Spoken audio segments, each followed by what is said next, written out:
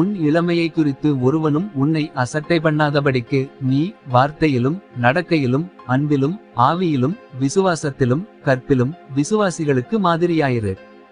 1 தீமோத்தேயு 4:12.